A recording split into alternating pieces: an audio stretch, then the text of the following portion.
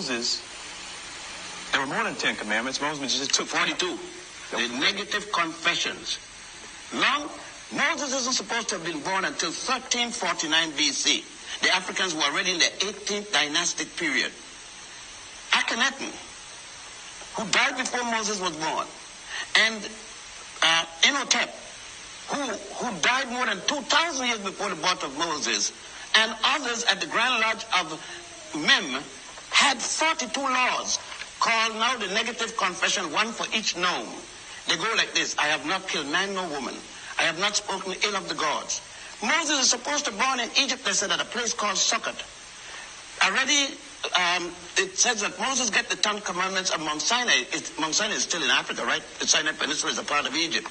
More so, is it possible for Moses to be born in Egypt, educated in Egypt?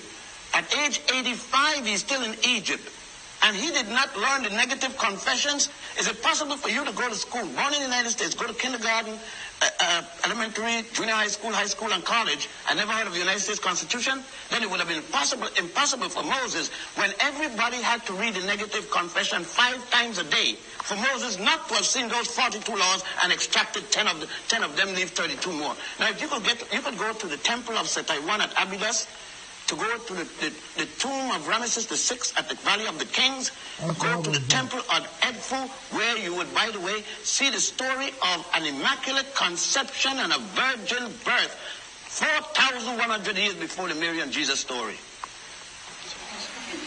As a matter of fact, let me understand.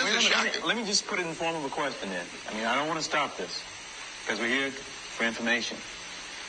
But what you're trying to get me to believe is that Moses didn't get the 10 commandments from Mount Sinai, but he got them from his fellow Africans.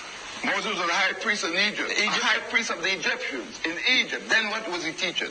He wasn't a high priest of the Jews. There were no Jews in those days. They called them. Remember now, there was no Israel yet. Israel is not until 1196. And when we to hear of Abraham, Avram as he was called, coming into Egypt, the Africans are already in Egypt, already in the 14th dynastic period when he shows up. All of the pyramids are built. That's another thing. Every one, the 62 pyramids in Egypt were built before the first Jew was born. Why was he fleeing from the Pharaoh? Let me ask you something. I can write anything when I want to write, you know. Who's going to stop me from writing if I got the power?